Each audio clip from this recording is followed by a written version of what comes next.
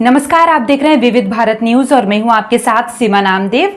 शुरुआत करते हैं आज की खास खबरों से। जहांगीरपुर खादर के किसानों पर योगी सरकार अत्याचार कर रही है।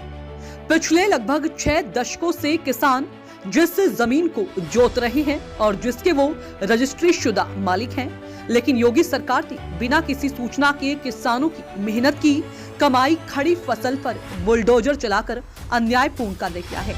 कालीदह क्षेत्र में चल रहे किसानों के धरना स्थल पर पहुंचकर पूर्व विधायक एवं पूर्व सीएलपी लीडर श्री प्रदीप माथुर जी ने किसानों को आश्वस्त किया कि वो उनको न्याय दिलाने के लिए हर स्तर पर उनके साथ रहेंगे।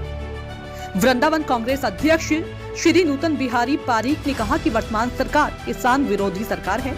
किसानों की जमीन का अधिग्रहण किए बिना, उचित मुआवजा दिए बिना सरकार द्वारा चलाया गया बुलडोजर सरकार की तानाशाही पूर्ण कार्रवाई है, जिसे किसी भी कीमत पर बर्दाश्त नहीं किया जाएगा। किसानों के संघर्ष में कांग्रेस पार्टी उनके साथ खड़ी है। जी भाई जी, आज किसानों के धरने में आए क्या कहेंगे? देखिए, ये जहांगीरपुर के किसान कई दिनों से धरने पर बैठे हुए हैं और भारतीय जनता पार्टी का मुख्य प्रशासन इनकी तरफ गौर नहीं कर रहा है। कल पहली बार सुध ली है और जिलाधिकारी के निर्देश पर मीटिंग हुई है और सिटी मजिस्ट्रेट और एआरओ चकबंदी वहाँ पहुँची हैं, परंतु ये लोग अभी उस मीटिंग से मुतमिन नहीं हुए हैं क्योंकि इनके पक्ष की बात नहीं रखी गई है। इनकी जो रजिस्ट्री हुई है 52 एकड़ की हुई है। प्रशासन उस रजिस्ट्री को उस स्थान पर मानता ही नहीं है जिस स्थान पर ये ज़मीन पर काबिज है पिछले 57 वर्षों से।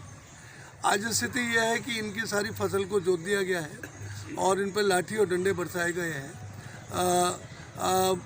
मतलब एक परिकाष्ठा कर दी है, अंग्रेज़ों के दिनों को याद दिला दिया जिस तरह योगी की सरकार ने डंडे चलाए हैं इन किसानों पर। ये किसान विरोधी सरकार है।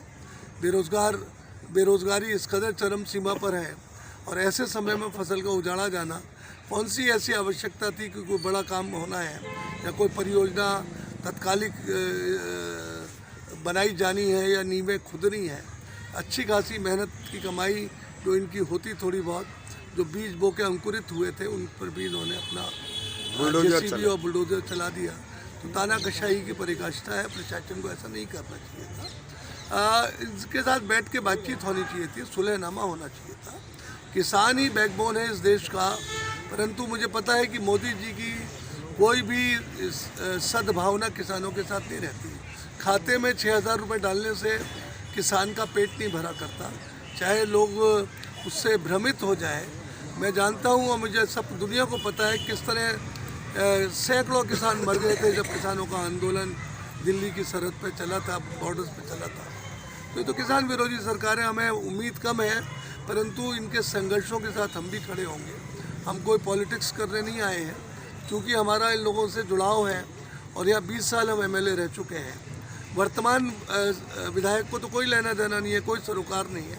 वो तो गलती से जीत गए। यहाँ की जन समस्याओं से मतलब नहीं है, किसी बात से मतलब नहीं है यहाँ के विधायक जी को कि क्या हो रहा है, जनता पे किस तरह कोड़े पड़ रहे हैं, मंदिर बांके बिहारी मंदिर का क्या हो रहा है। उनकी बला से वो टूटे, उनकी बला से कॉरिडोर बने, कॉरिडोर ना बने, उनको क्या मतलब है। कुंभकर्णी नींद सो रहे हैं और जब मंत्री थे तो ज़बरदस्त घमंड में रहा करते थे और जब मंत्री नहीं है तो बिल्कुल हाइबरनेशन में चले गए, जैसे मेंढक सर्दियों में मिट्टी के नीचे चले जाते हैं। Rajiv Academy for Technology and Management जिले में उच्च शिक्षा का बड़ा केंद्र हो गया है। Doctor APJ Abdul Kalam technical university के एमबीए से 7वीं रैंक प्राप्त इस कॉलेज में छात्रों को न केवल पढ़ाई का बेहतर माहौल मिल रहा है, बल्कि बहुराष्ट्रीय कंपनियों से बेहतर प्लेसमेंट भी। उच्च शिक्षा का बेहतर केंद्र इसलिए भी है क्योंकि यहाँ कौशल विकास के लिए नियमित कार्यशाला, प्रशिक्षण कार्यक्रम, अतिथि व्याख्यान का भी आयोजन होता है। युवाओं में इस कॉलेज के प्रति क्रेज बढ़ता जा रहा है।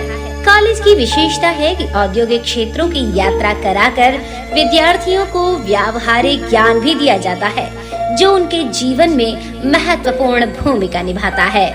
यहाँ की उच्च तकनीकी कक्षाएं किताबी ज्ञान तो देती ही हैं, छात्रों का बेहतर मार्गदर्शन भी करती हैं। पढ़ाई के अलावा अतिरिक्त पाठ्य चर्चा में भी छात्र भाग लेते हैं।